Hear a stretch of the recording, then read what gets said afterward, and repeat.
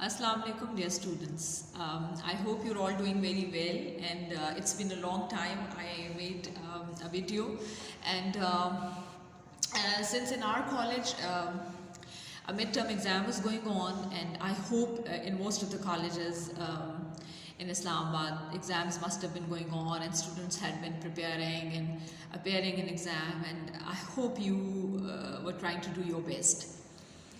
Now when the exam is over, please tell me in comments how did you do in exam. Did my videos help you in the preparation of your exam? And what were the things that you couldn't do well, and what were the things that you would like me to guide you about, so that we can I can make more videos and that are helpful to you in your preparation of exam. Especially now we'll be heading towards, I think, the final exam in a few months, so this is high time that you start preparing for that exam. Somebody had requested me a few days back. मैं कुछ दिन बिल्कुल videos नहीं बना सकी. I was very busy somewhere. कुछ exams भी थे, पेपर मार्किंग भी थी, so I could not find time कि मैं वीडियो बनाऊँ. तो आज जब मैं वीडियो बनाने लगी and I had to select कि मैं किस टॉपिक पे वीडियो बनाऊँ, तो मुझे ख्याल आया कि कुछ दिन पहले somebody had requested कि यूनिवर्सिटी डेज़ एक फ़र्स्ट ईयर का लेसन है, उसके ऊपर वीडियो बना दें. अच्छा, ये बहुत ही अच्छा, बहुत मज़े का. This is which unit it is? This is unit number 15 titled University Days. और मैंने देखा कि ये बहुत ही interesting lesson है, and though it is from University Days of the narrator, लेकिन फिर भी उन सब लोगों के लिए जो किसी भी कॉलेज या यूनिवर्सिटी में पढ़ते हैं, जो स्टूडेंट्स हैं, उनके स्टूडेंट लाइफ के लिए बहुत ही इंटरेस्टिंग इंसिडेंट है. The writer has told a very small incident. उसने अपने पूरी यूनिवर्सिटी डेज में से एक छोटा सा इंसिडेंट आपको बताया है, और इंसिडेंट ये है कि in his university days it was a compulsion that students had to appear in they had to take one of the courses in biology या biological sciences का एक कोर्स पास करना बहुत ज़रूरी था डिग्री लेने के लिए. तो इस स्टूडेंट ने, इस नरेटर ने पिकअप किया, सेलेक्ट किया बॉटनी को. अब बॉटनी में होता ये है कि हम वी स्टडी प्लांट्स. तो नॉर्मली ज़ाहिर है कि because it's a science, so students through a microscope students look at you can say they look at anything. I mean, mostly they look at leaves, flowers, all that is natural, that relates to plants. उसको study करते हैं under a microscope, और उससे पहले उन्होंने उनके cell structures study किए हुए होते हैं, theory classes, and then they actually see those cells जैसे कि practicals होते हैं science के, उसमें they under a microscope they see that cell. उस सेल को वो देखते हैं, और देखने के बाद वही सेल जो है वो अपनी प्रैक्टिकल कॉपीज़ में ड्रॉ करते हैं.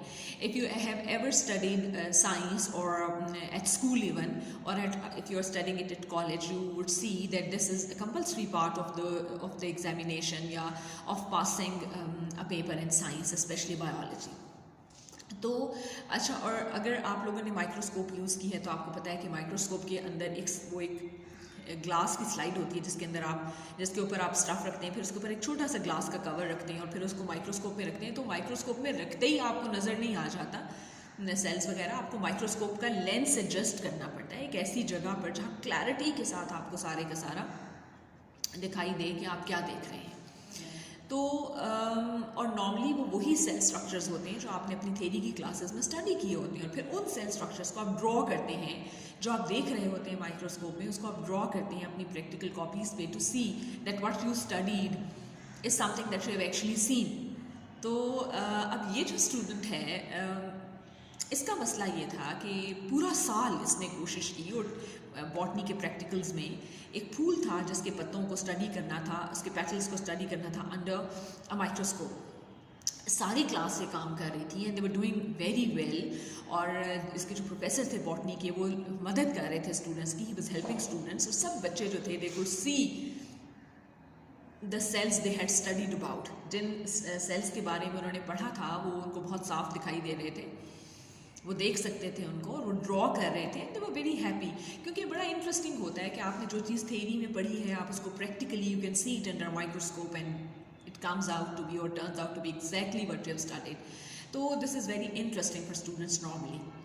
तो उसने बताया कि प्रैक्टिकल रूम में, लेबॉरेटरी में जो प्रोफेसर हैं, उसके जो टीचर हैं, वो सब बच्चों की हेल्प कर रहे हैं. They can see the cells of that flower and they can see what they have to see और they are suppose to see and they are drawing it on their notebooks. लेकिन ये जो student है, इसको कुछ नज़र नहीं आ रहा. अब प्रोफेसर बार बार आते हैं, इसकी मदद करते हैं, फिर लेंस को एडजस्ट करते हैं, उससे पूछते हैं कि अब बताओ कुछ नज़र आया. तो ये कहता है कि जी मुझे मिल्की सी कोई चीज़ नज़र आ रही है, as if there is a lot of milk on it. अच्छा, वो कहते हैं शायद लेंस एडजस्टेड नहीं है. वो लेंस को और शार्पन करते हैं, इमेज को शार्पन करते हैं, ताकि लेंस को ऐसे एडजस्ट करते हैं कि इमेज शार्पन हो, लेकिन उसको फिर भी कुछ नज़र नहीं आता. तो प्रोफेसर साहब बहुत नाराज़ हो जाते हैं कि ये कैसा स्टूडेंट है, इसको तो नज़र ही नहीं आ रहा.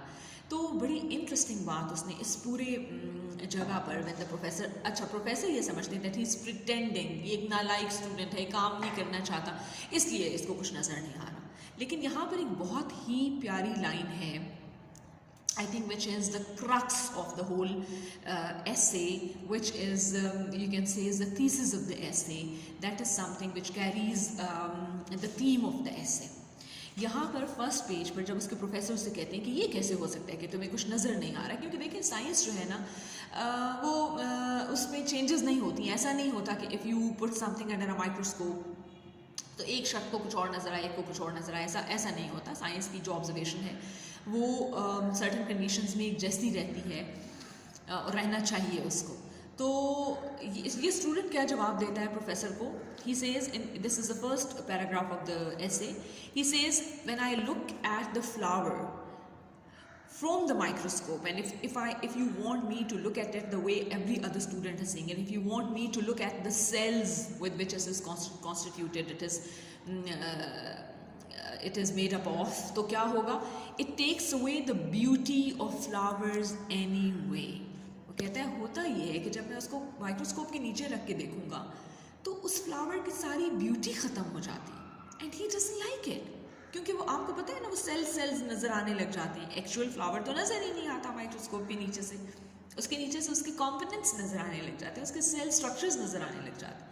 तो वो कहता है no, it takes the beauty of that flower away, and he wants to look at the flower as a thing of beauty.